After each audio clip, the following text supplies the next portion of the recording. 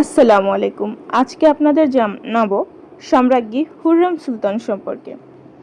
হুররম সুলতান ছিলেন অটোমান সাম্রাজ্যের অন্যতম প্রভাবশালী নারী। তিনি রোকসেলানা নামেও পরিচিত ছিলেন। ইতিহাসে তিনি শুধু একজন সম্রাজ্ঞী নন, বরং রাজনীতি, কূটনীতি ও সমাজসেবায় গুরুত্বপূর্ণ ভূমিকা রাখা এক শক্তিশালী নারী হিসেবে পরিচিত। হুররম সুলতানের জন্ম ও শৈশব। ইতিহাসবিদদের মতে হুররম সুলতানের আসল নাম ছিল আনাস্তাসিয়া বা আলেকজান্দ্রা লিশোভাস্কা। তিনি বর্তমান ইউক্রেন অঞ্চলে 1502 সালের দিকে জন্মগ্রহণ করেন। তার বাবা ছিলেন একজন অর্থোডক্স খ্রিস্টান পুরোহিত। ছোটবেলায় তিনি সাধারণ জীবনযাপন করতেন। তিনি কিশোরী বয়সে তাতার দস্যুরা তাকে অপহরণ করে নিয়ে যায়। পরে তাকে দাসী হিসেবে বিক্রি করা হয় অটোমান সাম্রাজ্যের রাজধানী ইস্তাম্বুলে।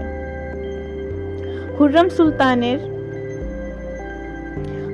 সাথে সুলতান সুলাইমানের পরিচয়। সুলতান সুলেমানের হারিমে যাওয়ার পর হুররম তার বুদ্ধিমত্তা, সৌন্দর্য ও ব্যক্তিত্ব দিয়ে দ্রুত সবার নজর কেড়ে নেন। ধীরে ধীরে তিনি সুলতানের সবচেয়ে প্রিয় স্ত্রী হয়ে ওঠেন।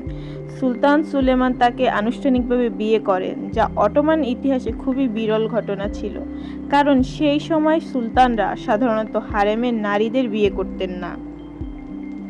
রাজনীতি ও ক্ষমতা। হুররম সুলতান রাজনীতিতে গভীর প্রভাব বিস্তার করেন।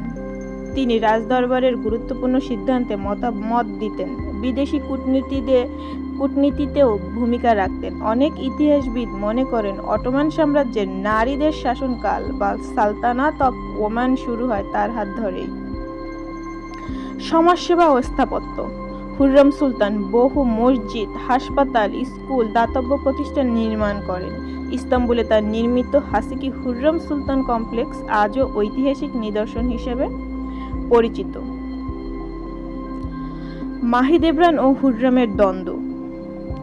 সুলতান সুলেমানের আগের প্রিয় স্ত্রী ছিলেন মাহিদেব্রান সুলতান। তার ছেলে ছিলেন শাহজাদা মুস্তফা, যিনি সিংহাসনের সবচেয়ে শক্তিশালী দাবিদার ছিলেন।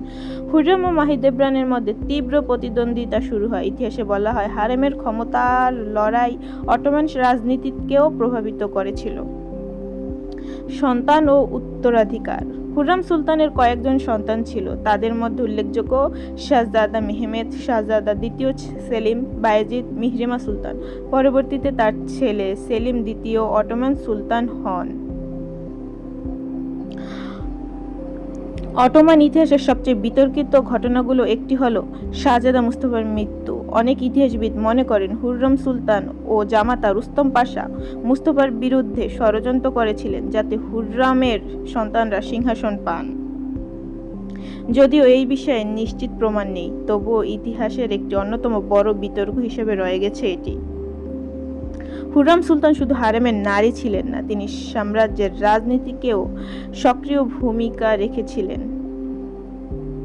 বিদেশি রাষ্ট্রদূতদের সাথে যোগাযোগ রাখতেন, রাজনৈতিক পরামর্শ দিতেন, সুলতানের সিদ্ধান্তে প্রভাব ফেলতেন, রাজদরবারে নিজের শক্তিশালী অবস্থান তৈরি করেছিলেন।